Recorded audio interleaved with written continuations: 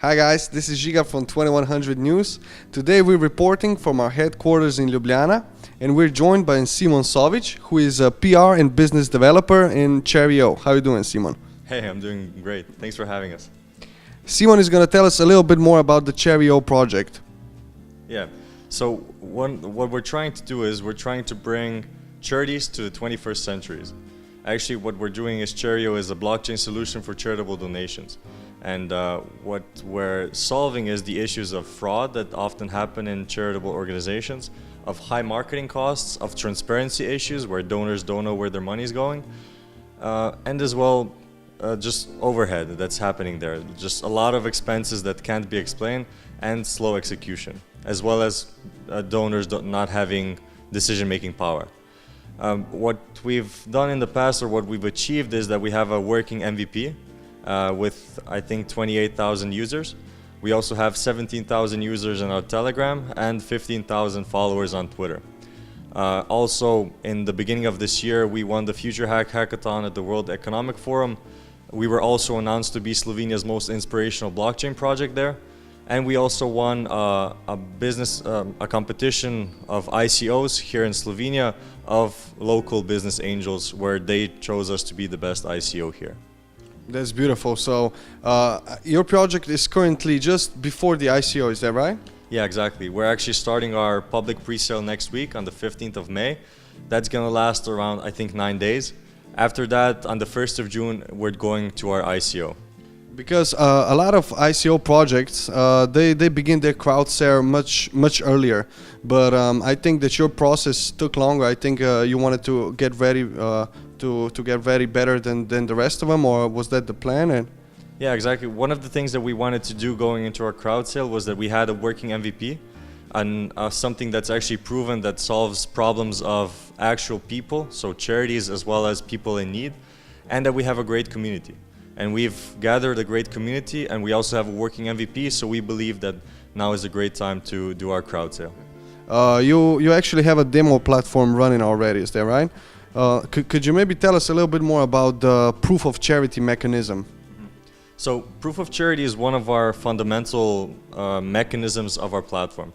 So instead of us just being a typical Kickstarter blockchain, sort of like platform for gathering money, we're actually trying to create a community where the donors themselves have all the power. They're also paid for their work in terms of just being based on their performance.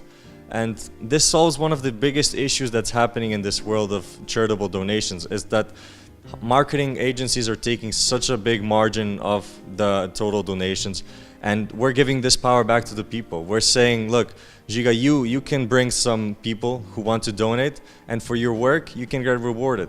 And what we're doing is we're actually taking marketing and giving it to the people, so the people do the marketing for the charitable projects. And what this actually does in the end is that it also creates sort of these micro-influencers. So people that in the space of charity projects suddenly have a big voice. People respect them, they hear them, they want to know them, they want to see what they're doing, what they're trying to do to make the world a better place. I think that contributes very well to your project as well, and I think your project is going to contribute a lot to the charities as well. I think there's a big problem for us as donors, and I think that a lot of people already lost trust in those big corporations that are taking donations, but only a small portion of their money comes to the right hands. So could you maybe take us through the process of, let's say, if I'm going to be a donor and if I donate, how does the process look like? So you say that I have the total control of where my money is going for. How do I see that? How does that look like? Mm-hmm. So the way we structured our platform is that it works on the Ethereum blockchain. So it's a public ledger. You immediately see where your donations are going because you're donating in Ethereum. So at every moment, every donor can see what's on the wallet of every charitable organization. Also, what we're trying to do is, once they donate, that they also have a voting power. So they vote whether the way the organization uses their funds is good or not. Mm-hmm. And we actually don't release immediately all of the funds, but we do it in milestones. And in those milestones, these organizations have to provide some proof of how they spend the money. So it's either receipts or even invoices. and then the community of donors who donated in that project decide whether the money was spent well or not. And if it's not spent well, then this money goes to emergency pools that are used for just natural disasters happening around the world. So it's something that's happening right now, and where using the Ethereum blockchain, we can immediately send some help there or some funds to be spent. Beautiful. So that's utilizing the power of blockchain to the fullest. Yeah, we believe so. Also, some of the things that we've discovered in this, when we were looking at the statistics, is that actually 10% of people in the UK lost trust of charitable donations in 2016 alone. Also, we looked at the 50 worst US charities in the last 10 years raised $1.2 billion. Of that amount, only 25% went to the people in need. And also, I think one of the things that is that's great for us as well is that there's this move to crypto. And we actually found a charity in the US where they received in the last year alone $70 million in cryptocurrencies. And this is actually a 10-fold increase from the year before. So we're hoping that this trend continues to this year. And I think we can be a great part of actually bringing crypto to nonprofit mainstream. That's beautiful. Could you tell us maybe a little bit more about maybe any partnerships that you already? So one of the newest partnerships that I can announce now is that actually yesterday we signed a deal with Caritas Maribor. It's a local organization that helps families in need that don't have enough money for food.